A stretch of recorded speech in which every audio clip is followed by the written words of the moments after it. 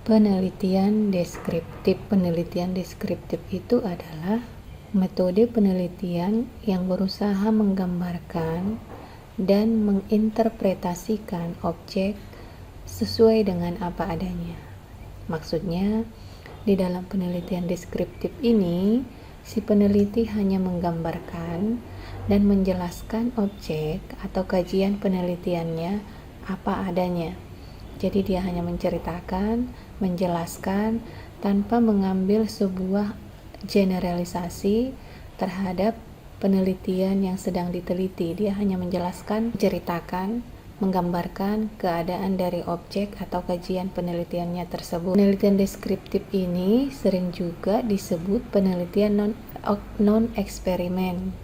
Karena di dalam penelitian deskriptif ini tidak ada kontrol atau manipulasi terhadap sebuah variabel. Jadi dia adalah apa adanya. Tidak ada di sini uji coba dalam artian eksperimen. Jadi dia hanya melihat gejala-gejala yang ada di objek yang diteliti tanpa melakukan manipulasi terhadap objek tersebut. Dalam penelitian deskripsi ini atau deskriptif ini, pengumpulan data tujuannya adalah untuk menguji atau mengetes pertanyaan penelitian atau hipotesis yang berkaitan dengan kejadian saat ini. Jadi dalam penelitian deskriptif ini tujuan penelitiannya atau hasil dari penelitiannya berlaku pada saat ini atau pada saat diteliti. Dia belum tentu berlaku pada saat yang akan datang. Dengan demikian, tujuan penelitian deskriptif ini adalah seperti sesuai dengan namanya, adalah untuk menggambarkan secara sistematis fakta dan sifat-sifat atau karakteristik objek atau subjek yang diteliti secara tepat. Jadi dia menggambarkan, walaupun dia deskriptif, hendaknya nanti ketika digambarkan dia secara sistematis, luas, dalam, sehingga analisis tentang kajian yang diteliti itu berkualitas. Jadi dia tidak hanya bagian luarnya saja yang dideskripsikan, jika memungkinkan sampai ke hal-hal terkecil, sehingga nanti kajian yang diteliti itu benar-benar menggambarkan dari objek yang diteliti secara jelas. Walaupun demikian, sesuai dengan namanya, penelitian deskriptif ini dinyatakan untuk menggambarkan, tidak tertutup kemungkinan penelitian deskriptif juga bermanfaat untuk menjawab pertanyaan penelitian yang berkaitan dengan hubungan atau asosiasi antar variabel, atau untuk mengkomparasi atau membandingkan antar variabel. Beberapa orang beranggapan bahwasanya penelitian deskriptif itu adalah penelitian dengan tingkat kesulitan yang paling rendah. Alasan tersebut dikemukakan karena penelitian deskriptif ini mungkin memiliki kelemahan-kelemahan. Di antaranya adalah yang pertama, jika penelitian deskriptif itu instrumennya adalah kuesioner dan wawancara, maka bisa saja hasilnya bias jika respondennya terlalu sedikit. Jadi kalau misalnya ketika seseorang melaksanakan penelitian dengan instrumen kuesioner dan wawancara, tetapi respondennya terlalu sedikit, dalam artian responden yang dipilih tidak mewakili karakteristik dari responden yang seharusnya pada keseluruhan, maka hasil yang diperoleh dari pengumpulan instrumen tersebut bisa saja tidak menggambarkan hasil dari pola tingkah laku dari keseluruhan responden yang seharusnya. Karena itu, hasil penelitian atau deskripsi nanti yang akan disampaikan bisa saja bias, dalam artian tidak menggambarkan keadaan yang sebenarnya dari responden yang seluruhnya. Jika instrumen yang digunakan adalah lembar observasi, kadang-kadang observernya melakukan sifat yang subjektif. Dengan demikian, hasil yang diperoleh dari lapangan itu menjadi tidak objektif dan tidak real, tidak menggambarkan keadaan sesungguhnya fakta di lapangan tentang objek yang diteliti tersebut. Penelitian deskripsi ini juga memerlukan identifikasi dan rumusan masalah yang jelas.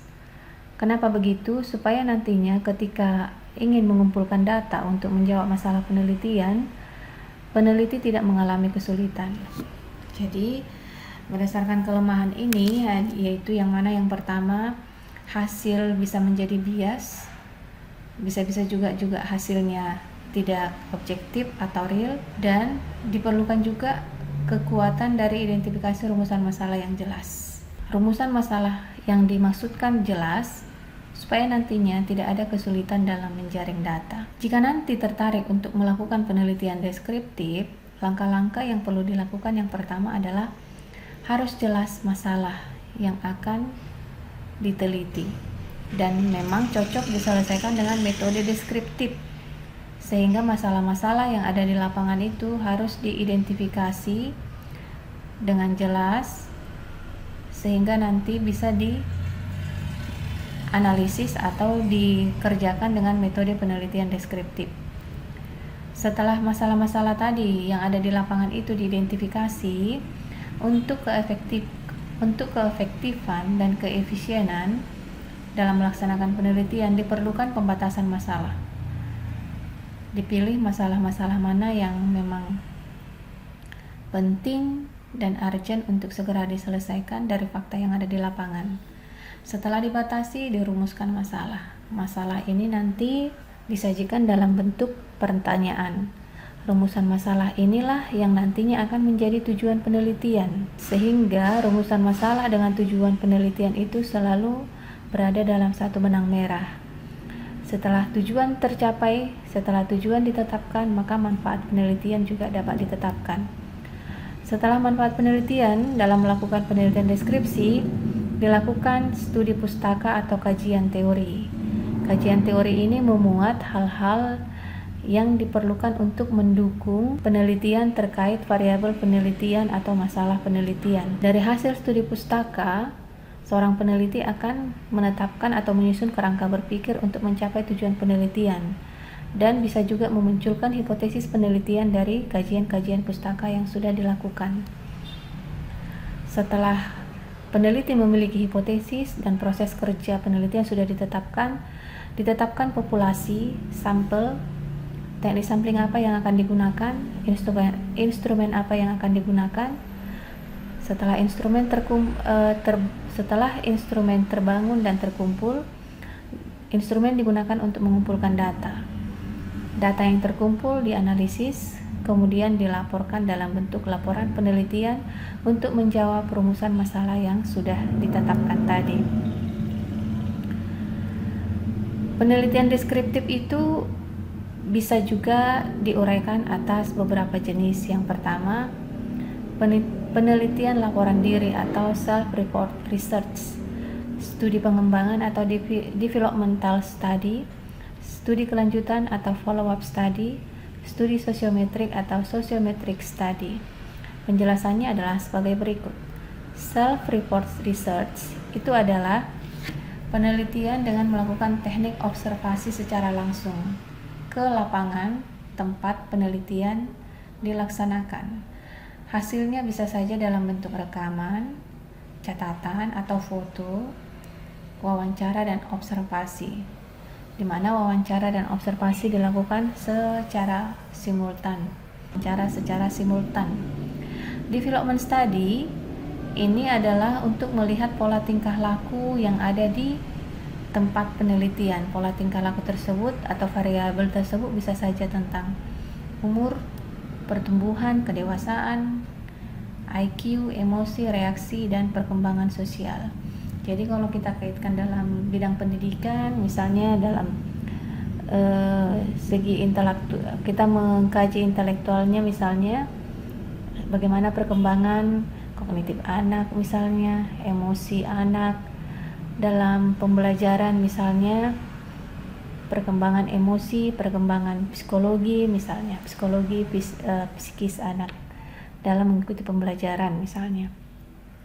Kemudian follow up study ini adalah penelitian deskripsi untuk melihat beberapa bagaimana status responden setelah beberapa waktu diberikan perlakuan. Artinya ketika kita melakukan penelitian, kita berikan perlakuan. Setelah beberapa waktu atau setelah beberapa lama dilakukan perlakuan, diperhatikan atau dievaluasi pengaruh dari perlakuan tersebut terhadap objek yang diteliti. Sociometric study itu adalah penelitian deskripsi yang melihat hubungan antara suatu pribadi dengan kelompok individu. Bisa saja ini contohnya adalah bagaimana perilaku individu dalam kegiatan belajar kelompok misalnya, dan lain sebagainya. Kalau nanti kita sudah menggunakan penelitian deskriptif, ada beberapa uji yang bisa digunakan untuk menjadi pilihan. Ketika data nanti yang diperoleh dari lapangan adalah data nominal, maka uji deskriptif yang dapat digunakan adalah uji binomial. Jika tidak, uji chi-kuadrat satu sampel. Jika data yang diperoleh adalah data ordinal, maka uji statistik deskriptif yang digunakan adalah run test. Jika data yang dihasilkan adalah data interval dan rasio, maka uji deskriptif yang digunakan adalah uji T atau t-test. Hipotesis penelitian deskriptif itu bisa saja tentang dugaan nilai suatu variabel mandiri. Artinya tidak ada perbandingan antara suatu variabel tersebut dengan variabel yang lain, tetapi dia mandiri atau tunggal. Untuk menguji dugaan tersebut bisa digunakan uji T, yaitu jika datanya interval dan rasio tadi. Dan uji T ini juga ada dua, ada uji T satu pihak, bisa uji pihak kiri, bisa uji pihak kanan, dan ada juga uji T dua pihak. Untuk itu, hipotesis deskriptif dalam uji penelitian deskriptif bisa juga dianalisis dengan menggunakan tabel untuk menggambarkan keadaan dari objek tersebut yang diteliti, grafik, diagram, dengan menentukan gejala pusat dari data yang diperoleh dari variabel penelitian seperti modus, median, mean, varians kelompok, rentang data, dan lain sebagainya. Itulah penjelasan mengenai penelitian deskriptif jika nantinya salah satu dari antara kita tertarik untuk melakukan penelitian deskripsi. Semoga dapat dipahami dan semoga dapat bermanfaat untuk penyusunan skripsinya nantinya. Sekian dan terima kasih.